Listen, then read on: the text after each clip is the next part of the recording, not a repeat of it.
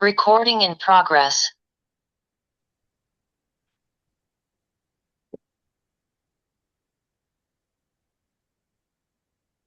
Okay.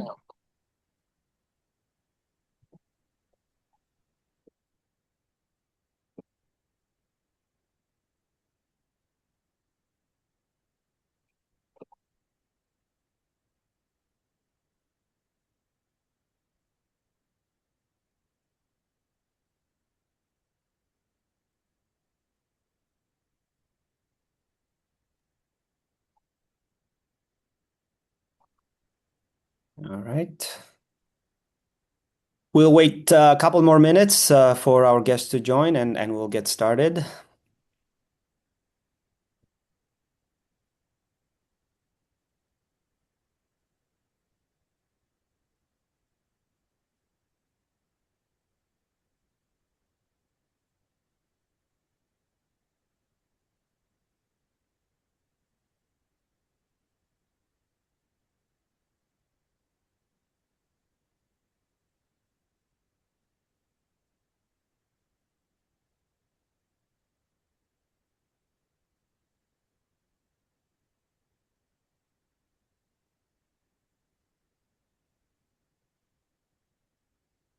Okay. Okay, I think we can get started.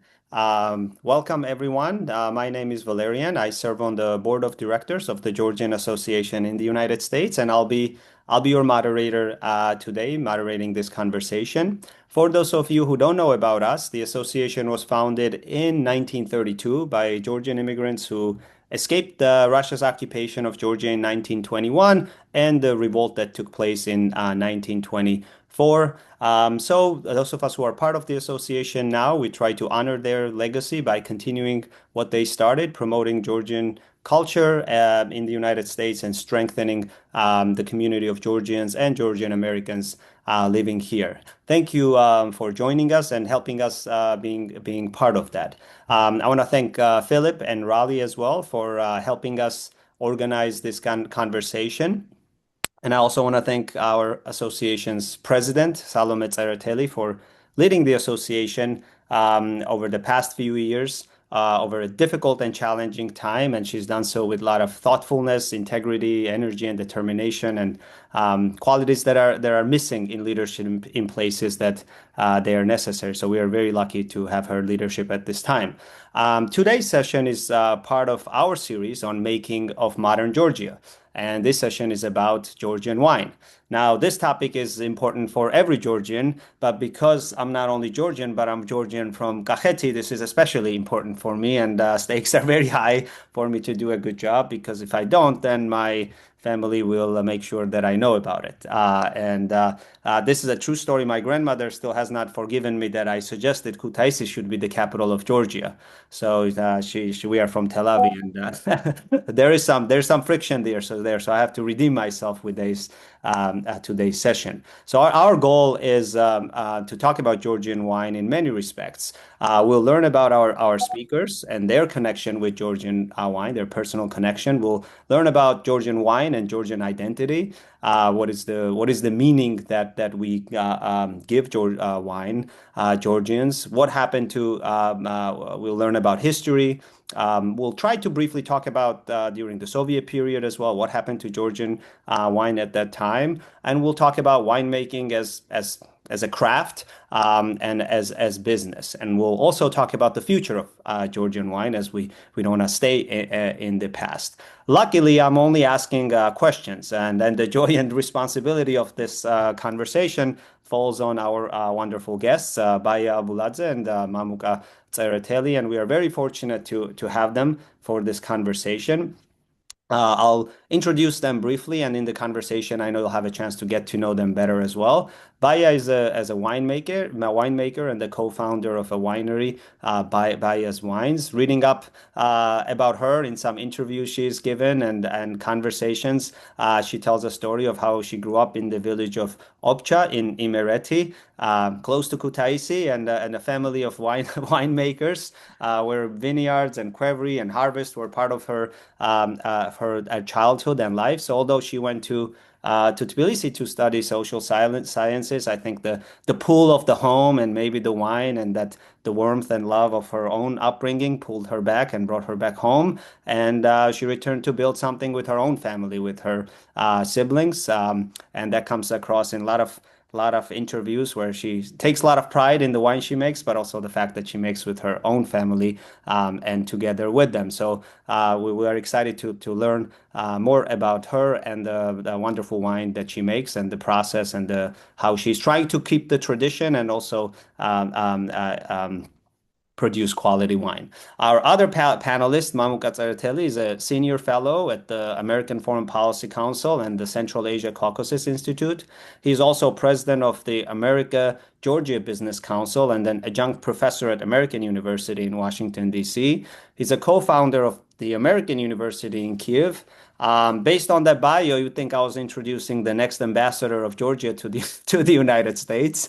But along with his accomplishments as a diplomat, he also has, through his public and private initiatives, he's promoted Georgian wine in the U.S. for more than 2 decades. And in general, Mamuka, as myself, a Georgian living in DC and the United States, he's done an amazing job promoting Georgia in the United States, and he, including serving as the president of this association for almost a decade, I think.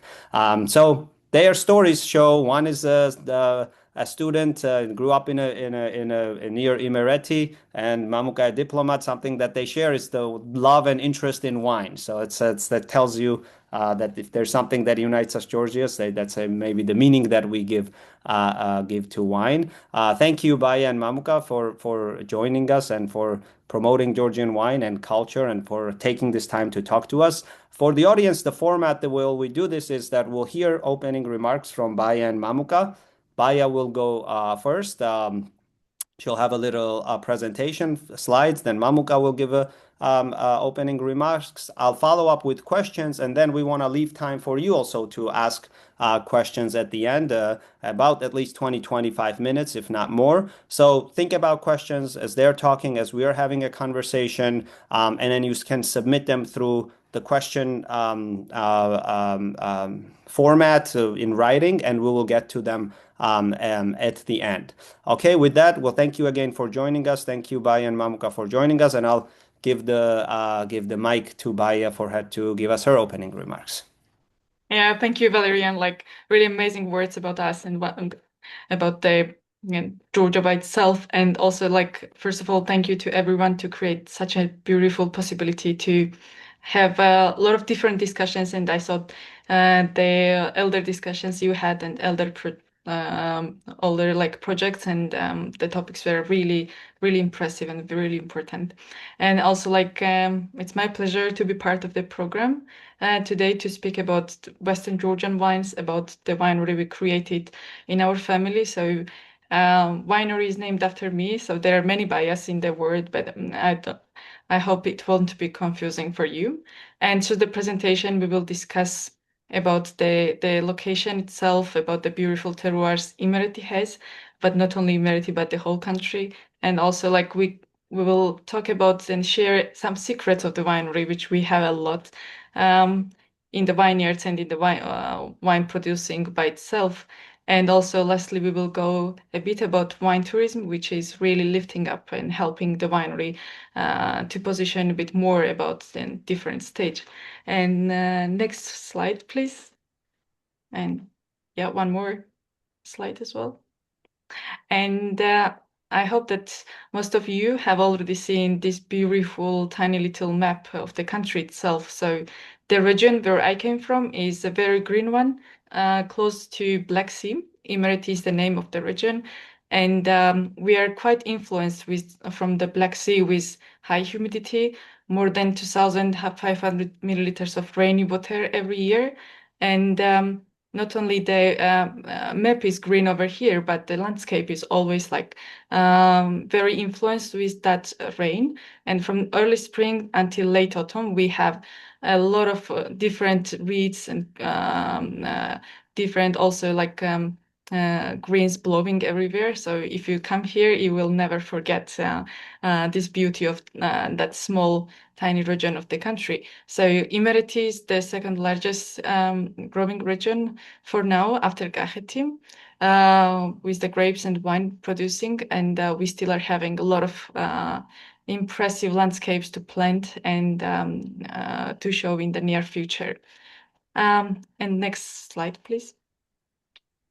But the small secret about our country is that it's very small part of vinification world, but we have here a huge diversity of the soil and subsoil types, starting from like volcanic soil, ending up with alluvial soil. Georgia has all over them together, and in the whole world you can find almost the same quantity of the soil types spreaded, and shaping the viticulture from very past times until now. One of the main and reason and factor of diversity and in the taste and varieties is coming from that exact fact of having very diverse soil types here. And also the landscape is quite impressive, starting from north side of the country with Caucasus Mountain, ending up with Kolkheti Valley. You can here see many different expositions, like and many different also like soil type, which varies from one village to another. And in Imereti, the part where we came from, we do have mainly this heavy clay soil, which is shown in the next slide. And right now we do have very active pruning season. We are almost finishing our 20 days work. And in the picture, you can see also one of our old pruning and vines over there. And where we are talking about the soil types over here, we do have this yellow clay soil, which is quite hard to cultivate in one hand, and also quite moisture in the early spring times when we have high humidity. But also on the other hand, it brings a great potential for our mainly white grape varieties with very pure taste, high acidity, very nice minerality in the end, and freshness. So once you taste the wines coming from here, you can feel that influence coming from the soil by itself. And one more factor is that we do never irrigate soil because of our high rainy potential by itself. And I can say that in the next 10 years at least, none of the farmers are like preparing themselves for irrigation problems or something like that. And on the next slide, I can show you also the great terroir and the picture from one of our vineyard view.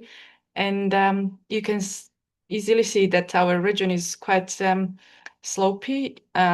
You do have a lot of different exposition, sometimes good, sometimes bad for the wines, but farmers always are choosing best sun expositions there because sun is very important factor for our region. The main problem still we have is having fine maturity for our white grape varieties and for our red varieties. So we still are looking for the best expositions to get more sun intention for fine ripening itself. But because of that amazing climate, we have a potential for having still like low alcohol wines and also very light tannins by itself. And our ancestors kind of find out very impressive way of balancing that many factors. They use third part or less skin maceration while fermentation. And that was the way of balancing on the one side like tannins and on the other side the acidity and sometimes too high acidity levels of the grapes. And on the next slide, also like you can see a small part of our new winery. And so we are very family-based producers, and I can say that all the family members are having that huge love in the work what we do, and they all support me now to be in the sense and to talk about our winery in front of you.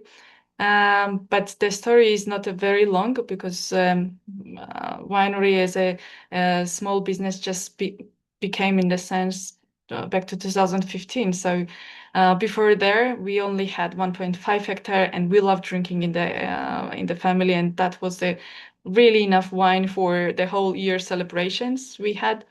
For now, we do recreate the new possibilities. So we do plants for now around 10 hectares, and 8 more is in front for cultivation and working. So the winery is, let's say, established in back to 2015, but there was a lot of gaps, and we did not knew how to like manage business, how to manage money and finances, how to work with clients, and there was so many new things for us in front, but I think we because we love that work, we kind of develop a lot of great things afterwards. And next slide, please. So like here you see the part of our team and family team, and we are siblings over there, and there are many factors which unify us. Like we have the same genetics, we love the work we do, we love the wines and grapes. Three of us, we don't really appreciate too much drinks, but we love 1 or 2 glass with the food, and it's really enjoying ourselves when we're having at the table together. And the third thing which is unifying us is the same analogy backgrounds from the same university. And this guy is our grandpa who also had same background in the university, but 70 years ago he studied there, and I can say that he was one of our biggest supporter who always try hard to follow our dreams. Sometimes he was really thinking that we were crazy when we were talking about different projects, including sparkling wine methods. But when the result was good enough, he was really happier than us to see the great results in the end.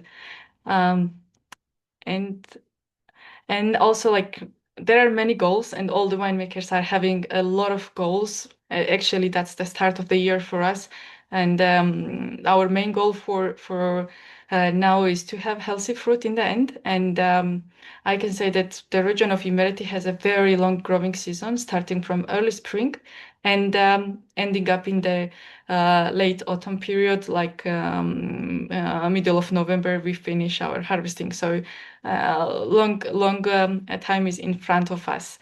But also like one of our main goals was even during pandemic, we were just cultivating soil, planting new varieties, and also like we create a new team of the winery, and like 12 employees is a very small number.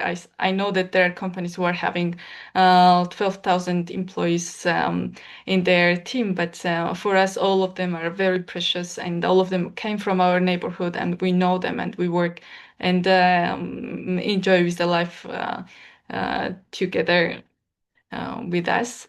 And on the next slide, also like there was a really fascinating story for us, because once we create the new label, once we create the first bottled product in the winery, like we have never thought about doing export or selling wine outside of the country. But then we get our first order, which was like 88 bottles for Austrian restaurant.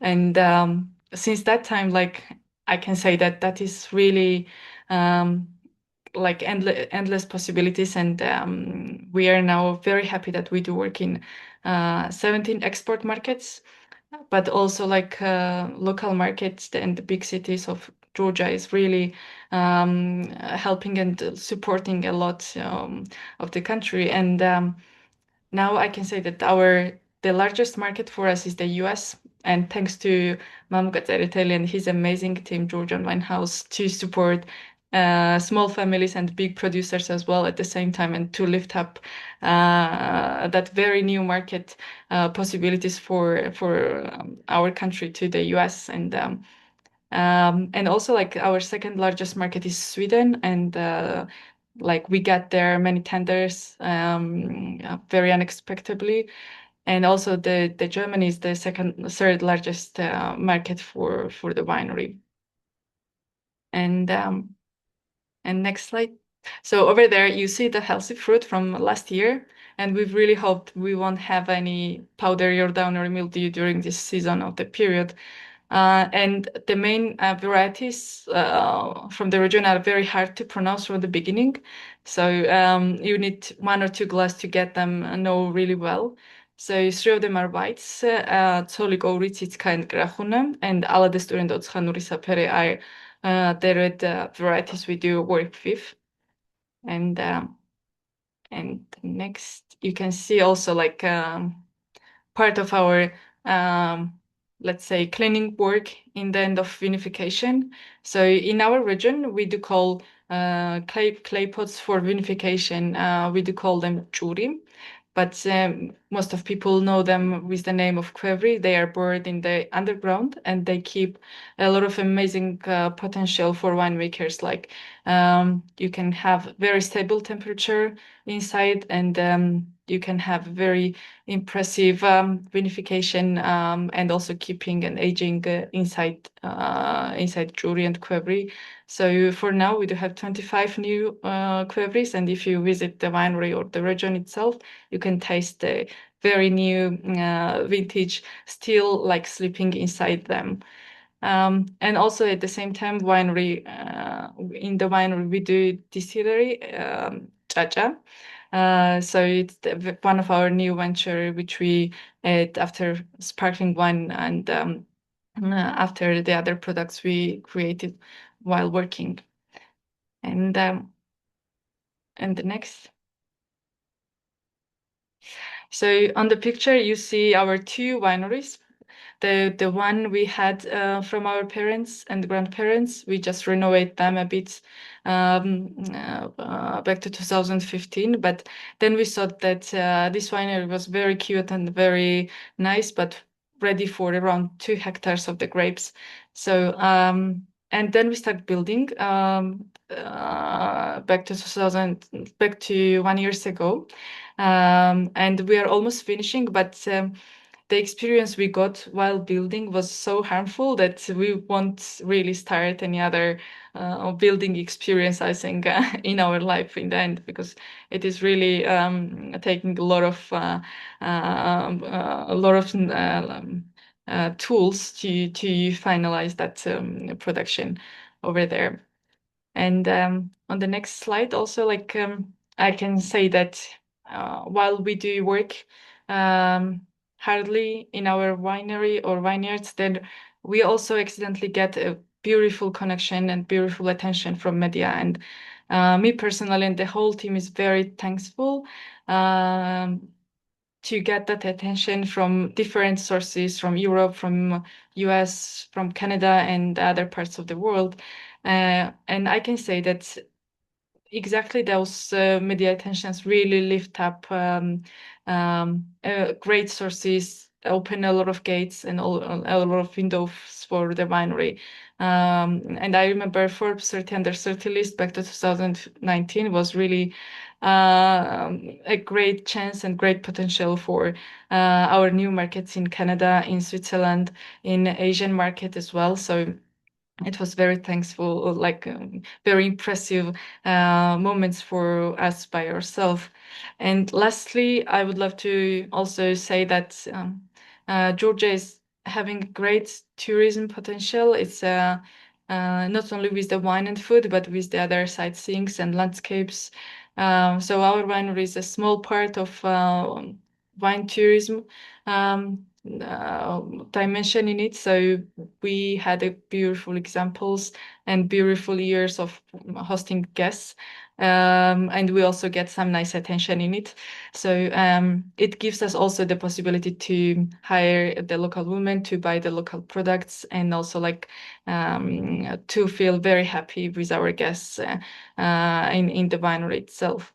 So that was my last slide, but I'm ready for questions afterwards. So thank you so much. Thank you so much, Baia. Mamuka, go ahead. Thank you. Thanks for invitation. Thanks to Georgian Association, Salome and the team, and Valerian, thanks for moderating. It's great to see Baia and listen to her once again. This is obviously, I would start with her and her winery.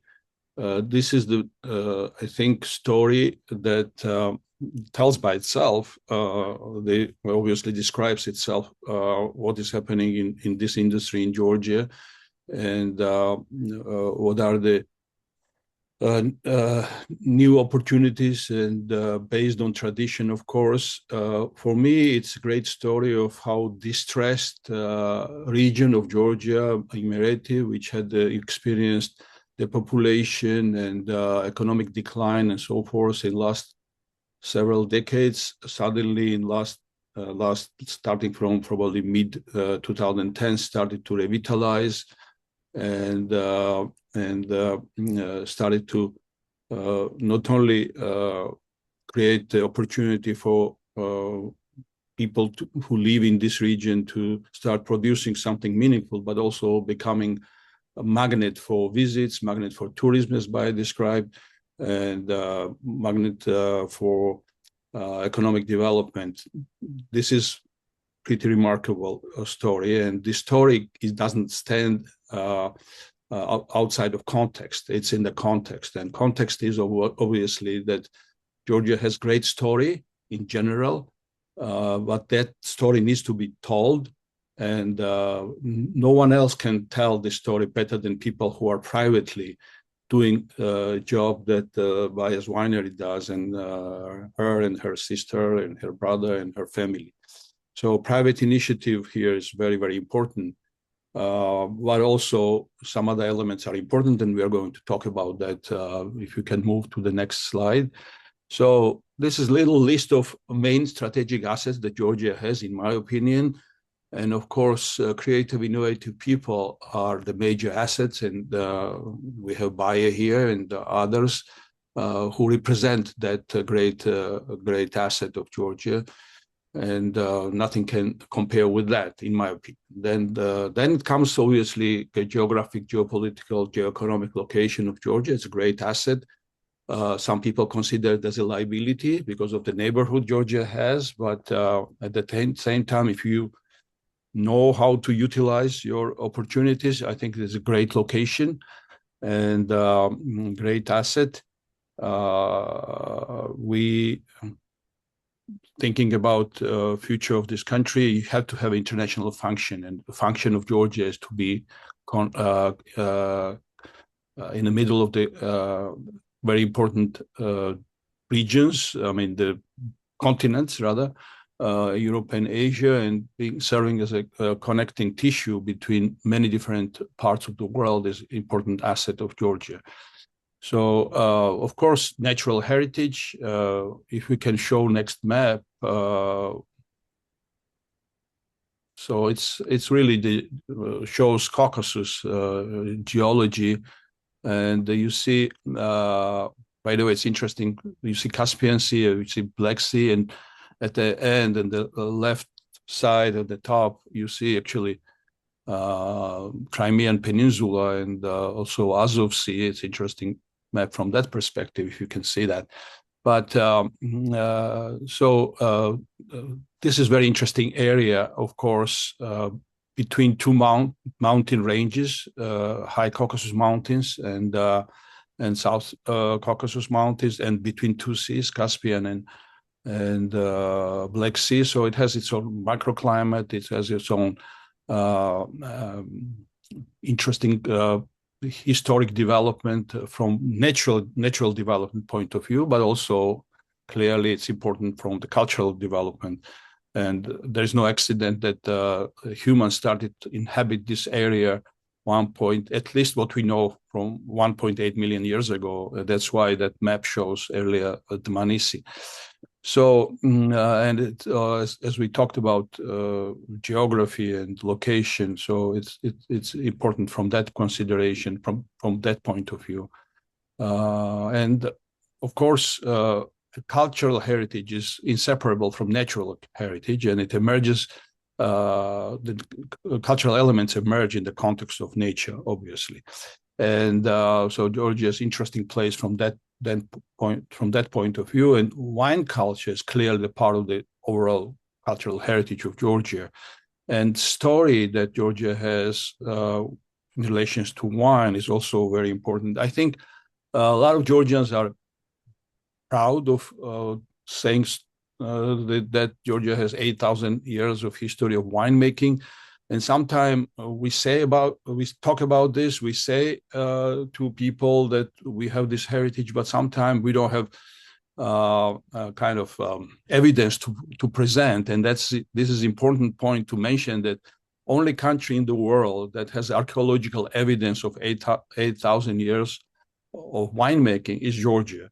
And some other countries have some other stories to tell, but no archaeological evidence supports their story of being oldest winemaker. So we have, and by the way, if somebody is interested, there is this publication at most prestigious scientific magazine called Proceedings of National Academy of Science in United States. It's an American publication. So article in that publication actually is the one that proves 8,000 years of history of Georgian wines. And by the way, scientist who is behind that groundbreaking research, Patrick McGovern, unfortunately passed away last year. So we are organizing 9th annual Wino Forum this year at Penn Museum at the University of Pennsylvania, where Patrick worked. And we will celebrate his life and legacy there, among other subjects, obviously promoting Georgia, awareness about Georgia and Georgian wines. So, and but this story of 8,000 years is not, it will become meaningful unless you translate it into modern day winemaking and what legacy Georgia received from that history. And winemaking method that Baia described, making wines in Query or Juri in Imereti, is obviously a very important element of the story. Great diversity of varietals, some of them named by Baia today, yes, more than 500 native grapes, is also part of the story. And translating it into modern day winemaking, modern day business, and making it known to the rest of the world is a challenge, of course, but it's happening. And this is a good news about what is happening in Georgian wine industry. So if you could move probably next. So Baia described the winemaking. By the way, I cannot claim that I know about winemaking as much as Baia does, but I'm also coming from obviously Georgian roots. From the same region, Imereti, a little village called Gundaeti, and up in the mountains between Sachkhere and Giatura regions. And we have a wine cellar there built in 1882 with the juries there from 1882 and all the equipment from that time. So we've done wines in that wine cellar, as well as in my summer home around Tbilisi. So I know a little bit about winemaking as well. But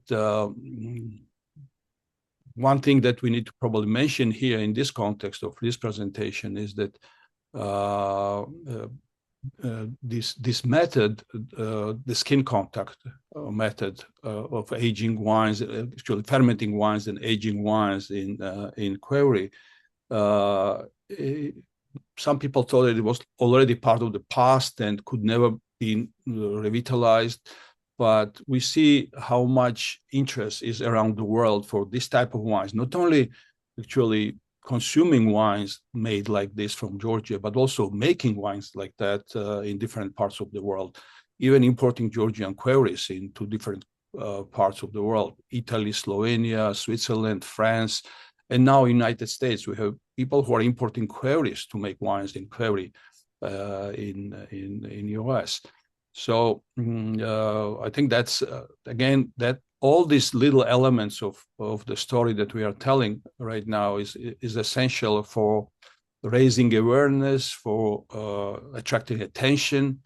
And if you think about, when you go, most of you who are listening, I assume, are based in US. And if you go to any wine shop, you see how many wine bottles are there, how many producers are represented from all over the world. US is great open market, despite some tariff restrictions. But I think we are moving forward in that direction as well. But good news is that still there is a presence of wines from all over the world, and to become the part of the spectrum and have your own place and have your own kind of distinctive attractiveness for American consumers is an interesting experience and interesting challenge as well. Most of you probably know that the Georgian winemaking story is a style, is a part of the UNESCO intangible, in the list of UNESCO's intangible cultural heritage. And that makes, again, this is a marketing tool that we can use. If we are smart and if we are skillful, we will use it, and we are trying to use it. So a few numbers.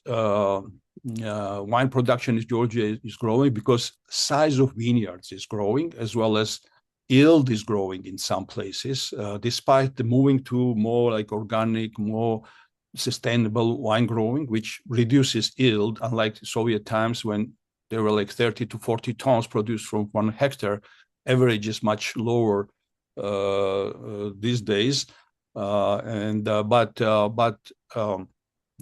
it's still, overall production is growing. It's good news because it's mostly newer vineyards are higher quality, and this is important consideration to have. And I know that Baia's also have several hectares of new vineyards with Sitska, Soligor, and some other grapes, and they know how to efficiently grow wine. I mean, wine growing is very important, separate kind of experience, and very important basic element for good wines. Without good vineyards, you cannot make good wines. So this is a statistic about growth of production. Next slide, please. This is growth of export, and you see exponential growth in terms of value. This is like a red line. The yellowish line is a production of wines, and you see in some years, in recent years, you may have decline in production of number of bottles, export of bottles, but you still have a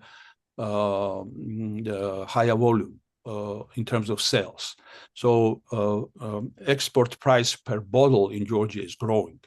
And that's a very good news. Market is paying more money for bottles produced in Georgia. And the US is one of the highest paying market, I think, together with Japan. The unfortunate news is that there are markets where Georgia sells wines at a very low price, like still Russia and some other former Soviet Union countries. But even there, the trend is changing, and down the road, we know that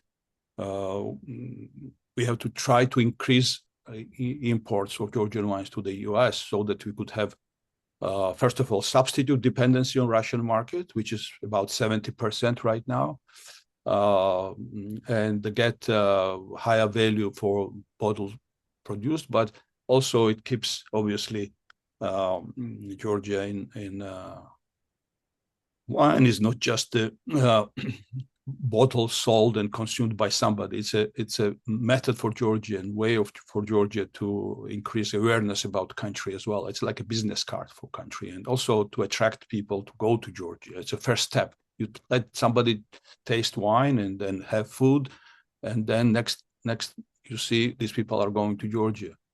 So imports, US imports, you see is growing. 2025, I don't have numbers yet. I think it was slight decline because 2024 had certain reasons why it was exponential growth. But overall trend is visible. Export of Georgian wines to the US is growing.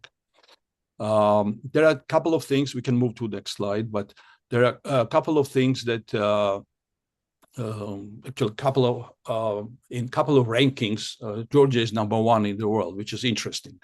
One is that size of vineyards in total agricultural crops in Georgia. Georgia is #1 in the world, and which means that vineyards are playing very important role in Georgian agriculture. And I'm talking about the ratio of vineyards versus the rest of the crops. And the second thing is that ratio of wine export is the highest in the world in terms of total export. That may not be a good ratio because it means that probably other things are not as well developed, other exports from Georgia, but it's still kind of significant. And of course, we know that Georgia is, in terms of birthplace of wine, it's the oldest wine producing country. So it's also kind of marketing tools to remember that Georgia is, at least in some areas, #1. So, by the way, it's important for different, again, marketing considerations. So what are the key challenges? I think for U.S. market, I think one of the important challenges for U.S. market is that still Georgia itself is awareness about Georgia is very low, while in some parts of U.S. it's growing.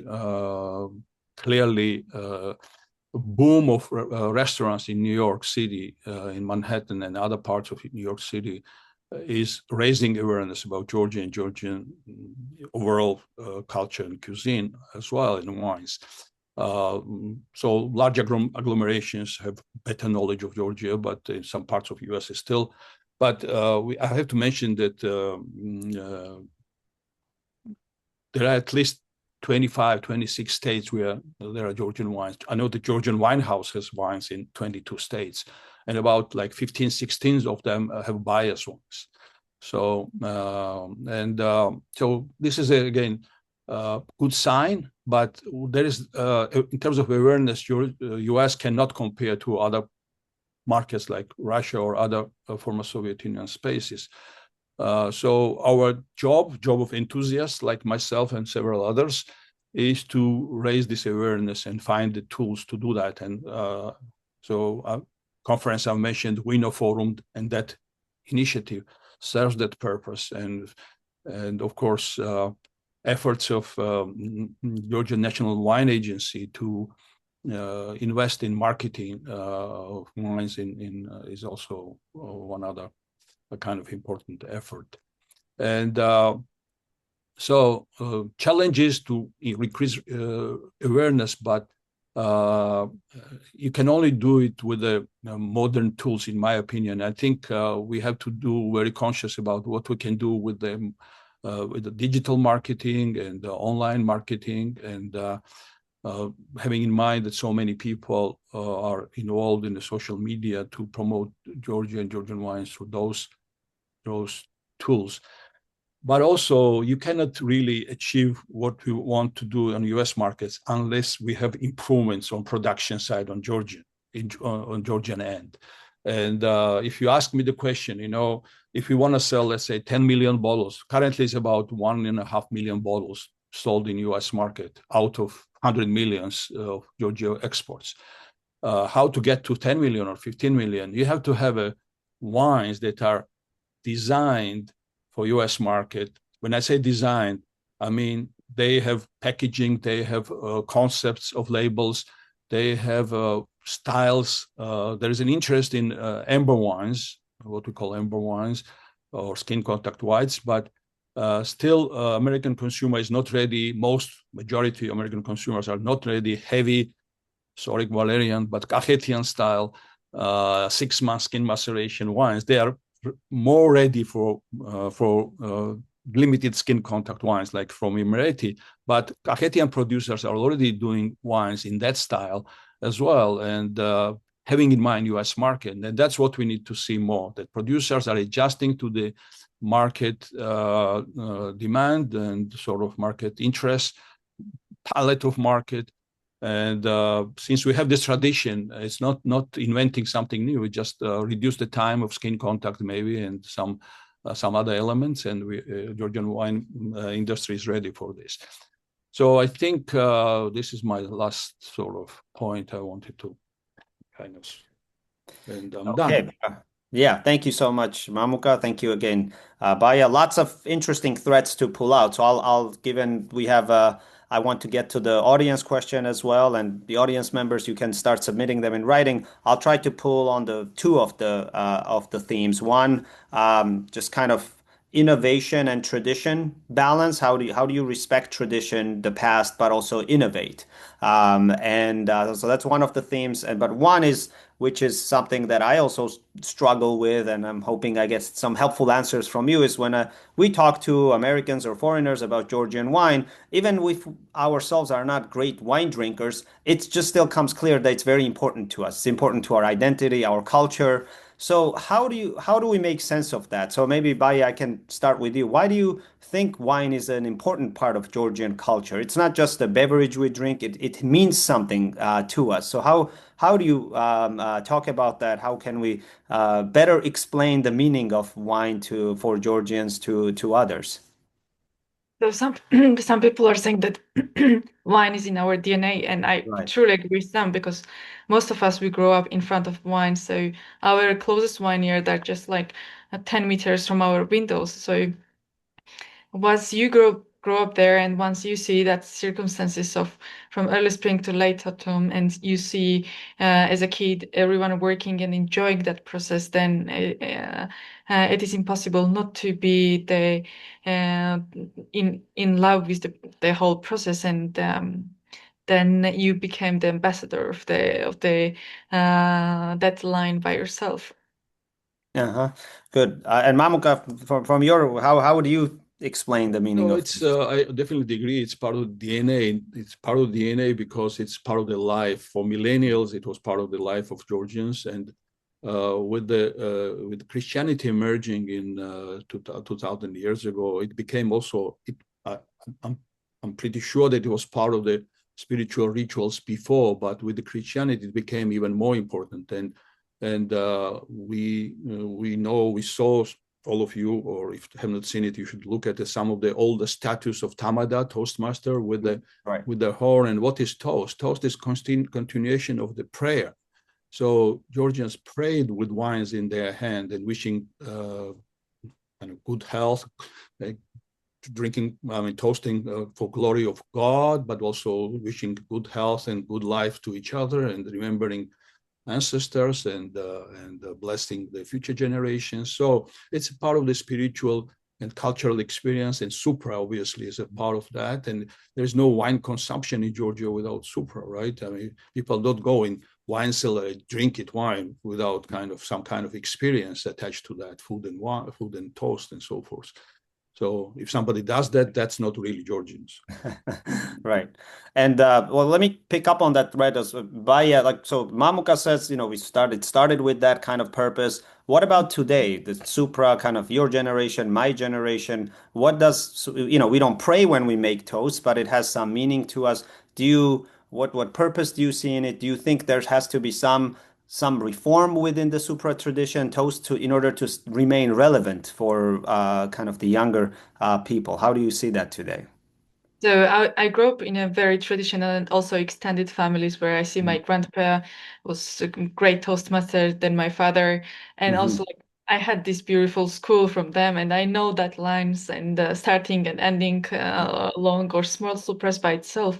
But what I see is that like my friends, they kind of moderate or change it a bit. There not written rules, but everyone is saying what they feel, and the posts are becoming more relevant to themselves, their feelings and expressions, and also like suppress are um, having these free rules, and expression is becoming now very important part of it. And I can say that young people also really appreciate, and if you see the statistic of local sales, younger people kind of go back to the wine roots, and they are enjoying and having parties with the wine. So it's becoming very nice trend in the country, and you can see a very nice wine bars there. And now toasts are shorter, but also they keep their meaning really deeply. Yeah, one quick You- comment. Yeah, go ahead, Mom. I think that's exactly right. So it's this long toast is a Soviet legacy. Mhm. I don't believe that our ancestors were saying like half an hour toast. Yeah. So they didn't have time for that, and it was only Soviet sort of time when people started to talk too much. I think, and having this like, I'm not saying that there were no prolonged feasts in Georgian history. I'm sure there were, but in terms of this Soviet modification of Georgian supras, I don't think that that's a tradition. So modern day supras are that you can express yourself in 3-4 minutes, or maybe even 2 minutes, or maybe even in a short tweet, as we know. So that it's a different style, but and tamada is a concept of tamada is a concept of moderate, and somebody if somebody is skillful enough to moderate conversation, I mean it happens anyways in any gathering. So Yeah. Let me, since you mentioned the Soviet Union, I wanted to touch on that briefly as well about what happened to Georgian wine during that time. And there's a wonderful movie that I would suggest to our viewers. It's called Gheorghe Bistue by Otar Yoseliani, and it talks about what happened to Georgian wine at that time when quality is kind of valued over quantity is valued over quality. But it's also something that connects with what we are talking about now, which is Georgian identity and wine, which this might be a unique interpretation or a different one from what he meant. But I think kind of the distortion in Georgian wine is supposed to mirror the distortion in Georgian identity and kind of what was happening to Georgian identity under that time, where the kind of something that's sacred to us, to our culture, we don't even care about how well we make that. So Mamuka, can you tell us a little bit about what do you see in that period? What happened to Georgian wine? What was the harm done? What was, a little bit of kind of giving an idea of throughout big history that we have, what does that period do for Georgian wine? by the way, the movie you mentioned, it has its opening part, which is the Yeah. documentary how people make wines in, by the That's way, in right. Western Georgia. Yeah. So it shows the roots first, and that's why it's more kind of the essence of movies, that how far the Soviet kind of system is apart from what was the legacy and the roots of Georgian winemaking. But it's pretty simple. In Soviet times, it was all about quantity and grape varietals that were interesting but didn't have bigger yield and production were gradually eliminated from mass production, and mass production was focused on several grape varietals like Katsiteli and others. Katsiteli is a grape varietal, but Georgia had much more than just Katsiteli, and to narrow it down, including Kaheti, of course, Kisi and other Tsoane and other grapes. And so it was mostly narrowed to few grape varietals, Saperavi and Katsiteli mostly, and a little bit of Tsoane. And some for sparkling production in Western Georgia and Kartli region, like Tsoane and Tsitska and Soligauri in Imereti. So really, you could count. Luckily, people themselves, individual producers, didn't eliminate completely production for their own kind of consumption. And let's say we still have Kisi, 80 years old vineyard. Our friend and winemaker Gogi Dakishvili has very old vineyards in Mahrani area. So and by the way, people in 90s were first thing that what happened after the collapse of Soviet Union in winemaking was that some people started to revitalize those grape varietals again and started to kind of producing wines and finally bottling them, which was great news. But so that's what Soviet system is all about. Obviously, central planning. Central planning required volumes. So volumes were coming from certain grape varietals, from larger vineyards with many kind of anyway. So I think that's clear. So what was the Baia may have some additional comments on that. Yeah, Baia, anything? There are so many influences still left in our region, but I won't go deeper into this. But what was very hard part and what stories I have listened a lot from my grandmas and from neighborhood people, it was that they had a small, tiny little parts of vineyards split it in different areas of the village, and the vineyards were planted with different whites or reds together because we have very small portion of farming lands in the whole region, and people try to have more diversity and different cultivars together as well. But what was happened right after Soviet Union time was that all these vineyards, which were ready for almost maturing enough, they were cut it, and the Soviets cultivated that exact beautiful soils for cornfields because they required to have corns from that part of the lands of it. And but again, like what was really important was that people still idly were producing a tiny bit of wines for themselves and for the family, but it was also a very hidden part of their life. Mhm. Good. Let me stay there with you by about your own kind of business and winemaking. You mentioned in one of the interviews that it's a 24-hour job, and you don't mean it in a like a negative way. So I assume there's no regrets and there's a lot of fulfillment and meaning in it. But tell us a little bit about what are kind of things that surprised you in positive way about it, and what are some things that you didn't expect and are more difficult because producing wine is making wine at a small scale is different, but you're running business now, and you want to kind of maintain quality and the family focus, but also growing it. So what's been a positive surprise? What's been a challenge that you're having to kind of continue to work through? Yeah, so let me start from challenges, and there were several challenges because, as I mentioned, none of us, we were not having any experience regarding to managing or export documentation. And I remember that first export was, and the packaging and documentation by itself, even it was 88 bottles, really took around like 2 weeks to finalize because we were asking different producers or wine agency how to do them in a right way. And also there are many diverse information we need to include, and that's always challenging to enter the new market. For example, Northern Europe has different rules and very strict rules regarding to alcohol sales, or even in Canadian, let's say, different states or lands, they have different legitimate the rules over there. Sometimes our importers are helping, like Georgian Wine House. Sometimes we do need to do a lot of registration process. Our English is not the best, as you see, but we're trying to use every sources to cut those challenges in the end. But surprisingly, there are so many people ready to help, like Gogi Dakishvili, and not only him, to share their own experience and to share their own beautiful practices in the sparkling production or in any other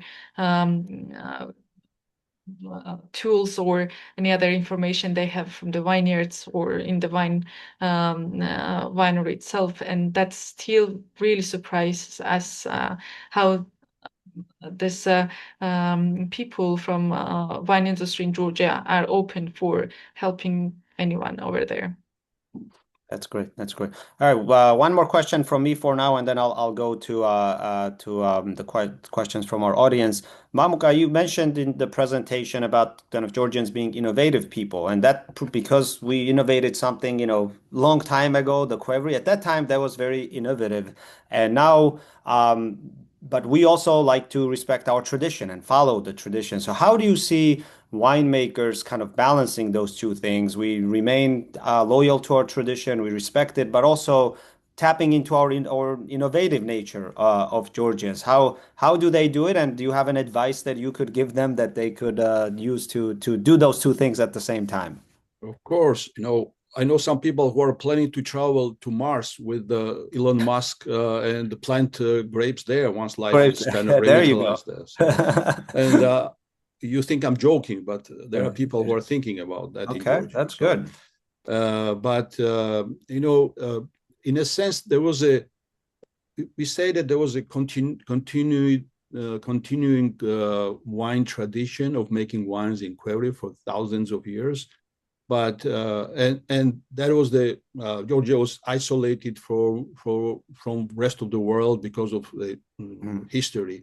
But by the late 19th century, Georgians started to develop knowledge about what people call classical European style winemaking in stainless steel, in oak barrels, and so forth, and then sparkling wines, and of course brandies and other things. And there are. By the way, education in this field, of course, is still needs to go long way.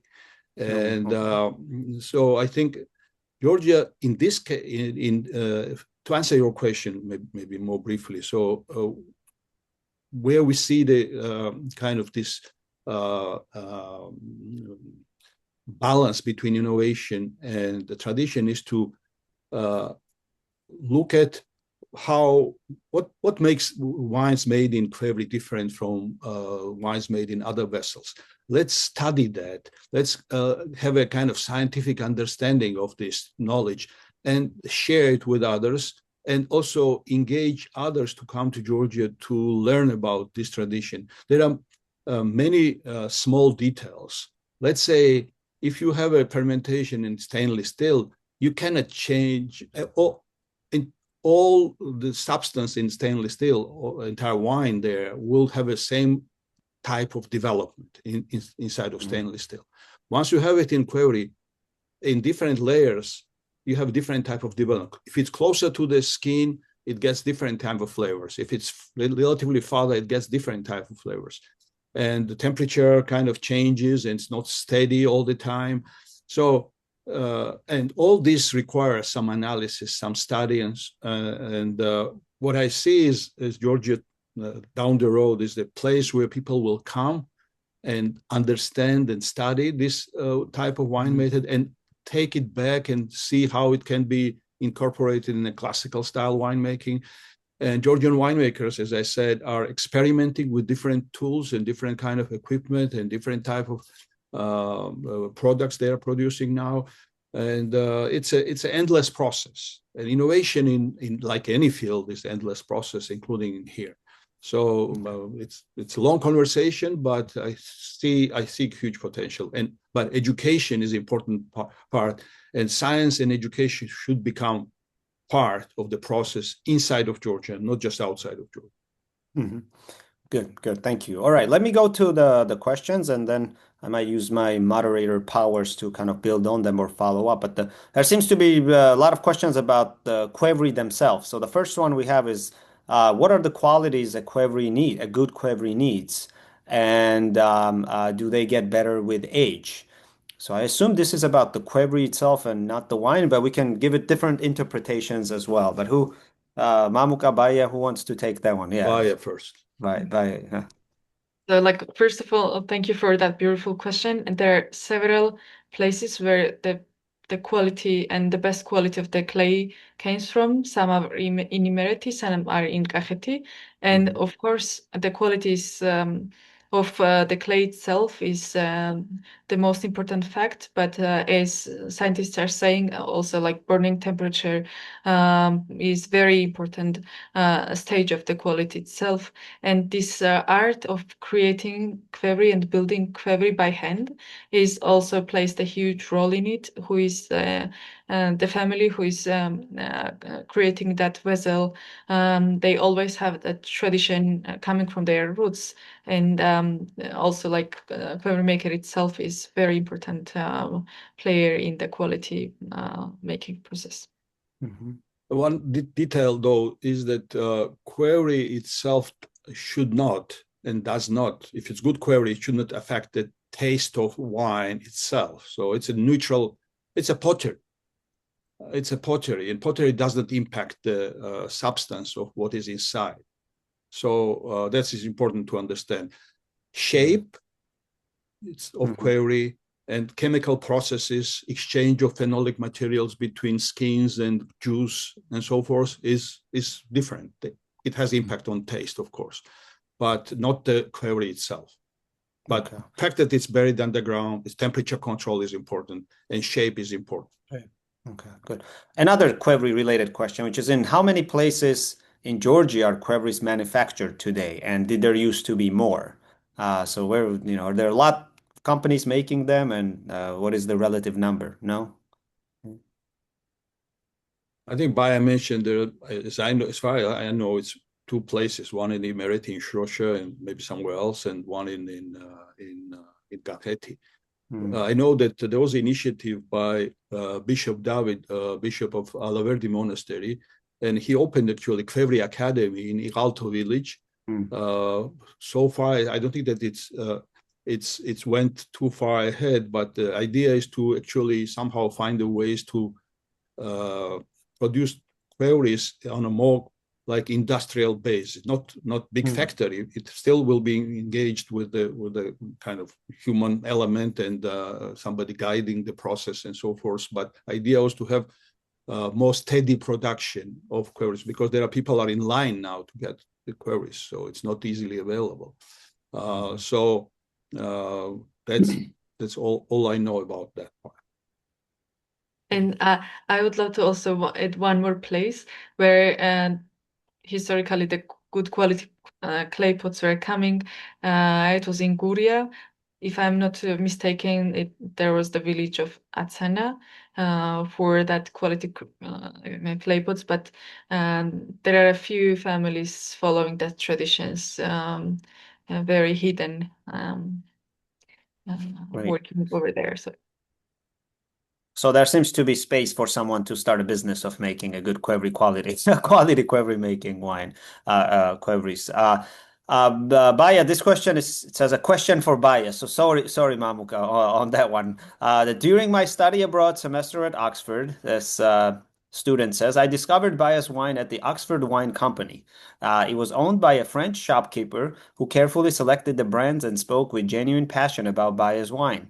I would love to learn more about how Baia's family-owned business serves international markets and how important it is to establish close relationships with wine sellers abroad to expand Georgian wine exports. So you impressed the French shopkeeper of wine with your wine. That's, I would say, I don't know who's ever done that, but yeah. So Mariam, who asked the question, is rightfully impressed as well. So that's the sparkling part of our work, that you work hard in the vineyard, and on the second day you get the information regarding to the wine sales, or with this beautiful fact. And so the winery itself only works through the importers, and our British importer is very impressively working to open new gates for Georgian wines in this beautiful market, because it's very old winemaking, wine selling market itself, and very demandable as well. And through our wines, there was the possibility in the Oxford Wine Company to get our wines in their stand, and that is the beautiful connection in between us. So I'm very happy that you find the wine over there in the shelves. Good. Well, hopefully more students everywhere will continue to find your wine in the world. Let me ask a question from me to both of you could take this. Given there are so many different varieties of grapes in Georgia, are there different ways that they should be aged or treated or made? Like what are some grapes in Kakheti and Imereti? You touched on it a little bit, Baia, you and Mamuka as well. But tell us a little bit about more like how different grapes get treated or need to be aged. What are the big differences? Go either of you, maybe Baia, go ahead. So as Mamka already mentioned, that there are so many new potential possibilities, but we need to experiment a lot, research a lot, not only about the aging potential of each of the varieties, or vinification duration, or agitation itself, but also our main research is, and what we are always and every year seeing, is that we need to get more information about the soil, the vineyards, and the climate, which is always changing itself, and we need to get information and mark them and make decisions through them. For example, we had a very bad fault from the last spring. We got -4 in April time, and we were not ready for that -4. But we had that information really easily accessible everywhere in the internet. But that was a very bad example, but example for the next few years to always be prepared and let's say be prepared for not to make a big mistakes in the end. But yeah, like there are so diverse and huge number of the varieties in the winery. Now we have 5 of them planted, and we still are trying our best to find their potential with aging. And now we have some let's say wine to age already, and we will open them once you come to the winery. Okay, great. Mamka? What I would add is that, let's say, obviously, Saperavi is a big red wine. It's a tertulia grape. Not only skin is red, but inside flesh, it's lots of tannins, lots of acidity. So it's a great wine for aging. Wines with acidity and tannins are giving you more kind of prolonged sort of lifetime. But, we didn't age wines traditionally in Georgia because of the vessels we had. We didn't use oak barrels. So at Query, whatever was produced was drank, actually. So, yeah. So this is now becoming, now we can see on the market wines made in 2012, 2014, 15, 16. And this is very interesting how wines age in Georgia. I see great potential in high acidity grapes that Baia winery produces for aging as well. Tsulikauri is my favorite white grape varietal, and I think it's a hidden gem that people don't know in the world that they need to discover, and they will. Good news is that, let's say, Katsiteli and Saperavi are more known in the US because they grow in Finger Lake area and some other areas in the US. So, but in terms of like distinct methods, there are wines that would be great in aging in oak barrels. I personally, I'm not a big fan of oak aged wines. I like wines to taste the natural taste without any additional sort of taste. But I would definitely appreciate good wines aged in oak barrels as well. And some Georgian producers are experimenting with, let's say, Racha wine, Rajuli wines like Alexandrouli Mujuretuli blend. By the way, blends are kind of all new world for Georgian wines. Okay, we know how Tsitska Tsolikauri blend or Grahunda Tsitska Tsolikauri or Tsuane and Katsiteli, but we have no idea how other grapes can blend with other grapes. So, and this is whole new kind of world that needs to be discovered. Okay. All right. I have 2 more questions from the audience, so let's go to that. And I'm mindful of time, but I want to get to their questions. So let's see. There are reports that wine drinking among younger generations is diminishing globally. Is this going to make it more difficult for the Georgian wine industry? So if overall wine drinking is now becoming less popular among young generation. Can I say one word about that? I think it's an overall trend is that younger generation.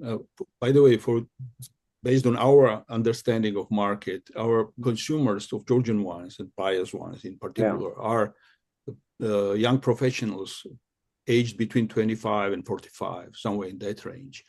And while younger generation, younger than 25, or maybe younger than 30, maybe moving away to other kind of drinks or more kind of, there's this trend now that no alcohol is good for your health, which I think is a false statement.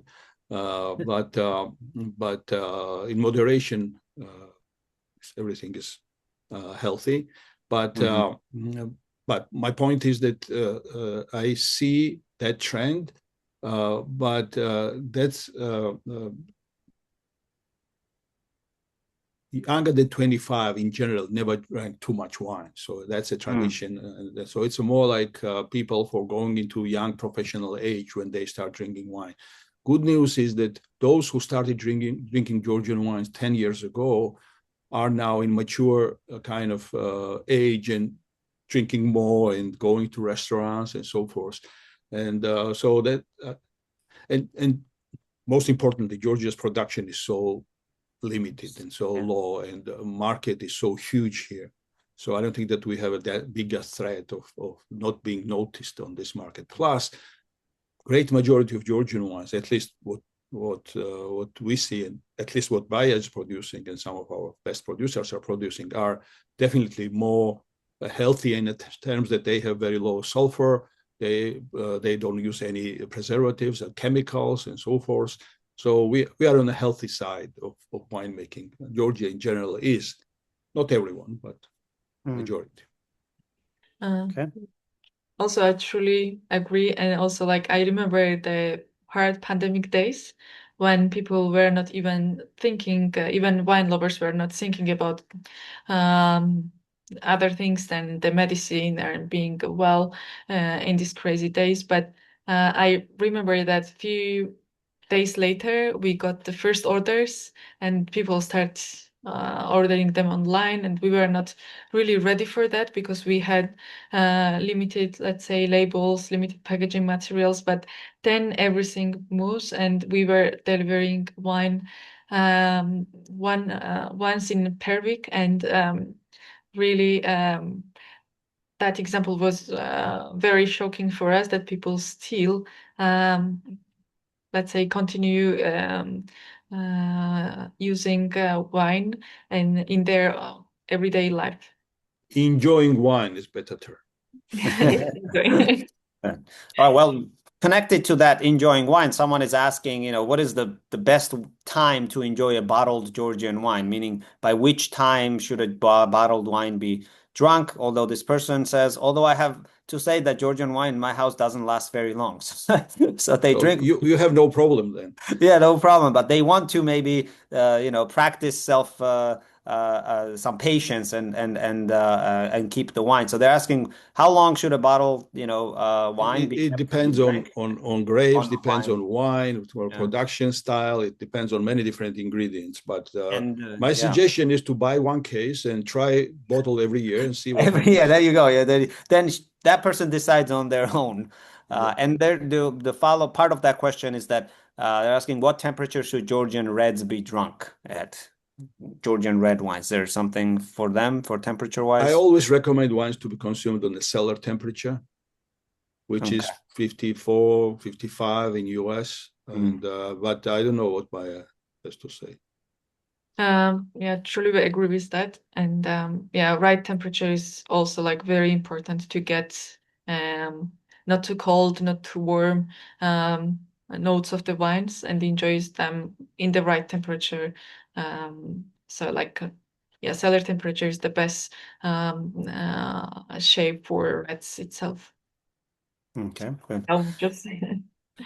All right. Okay. So my last question, and we'll wrap up that we are at the end of the time. So you both talked about toast making and your connection with it. So I want to know, what is the most meaningful toast for you personally? Like what's a toast that you connect with, means something to you, is important to you, and if you are willing to share why. This is very personal, of course, but yeah, I mean, people I love the most, toasting them is my preference always. So okay, Baia? And also that my favorite one is toast to freedom and peace, which we need very, very much nowadays. Okay. Well, thank you so much to both of you. Thank you, Mamuka, for bringing Georgian culture, Georgian wine, Georgian traditions to the United States, and introducing that important part of our country to the world, its history. And thank you to Baia for starting a business, doing so with a lot of care, and putting the work so that we are not only known as the world's oldest wine, but on top of that, maybe the world's best wine, and that's then we'll get there with the hard work of her. If I Yeah, may, if I yeah, may, go so ahead. for those who will be interested to taste Baia's wine, they are available online at Potomac Wines, and they could purchase it from there. And Potomac sends it in different states of U.S. So if it's done, if it's ordered in U.S., they can ship it. So, Oh, and that's I great. strongly recommend to do that. That's very convenient. So you could get Georgian wine and Baia's At wine home. anywhere you are. And then for those of you in DC, you probably know, but there's a batch 14, I think it's called, right, Mamuka? Batch 13, yeah. Batch 13. There you go. For DC area, that's it. DC area, that's I have a lot of selection. But yeah, thank you to both of you. And yes, hopefully, and I'm sure that with the work of people like Baia, and then we'll have Georgian wine be not only the oldest but the best, and be at the tables of everyone who loves to drink, to enjoy wine, as Mamuka said. All right, take good care, and thank you for joining us. And we'll have other sessions as part of this Making of Modern Georgia third series, and hope you join us again. All right. Thank Have a you. good day. Thank you all. Bye.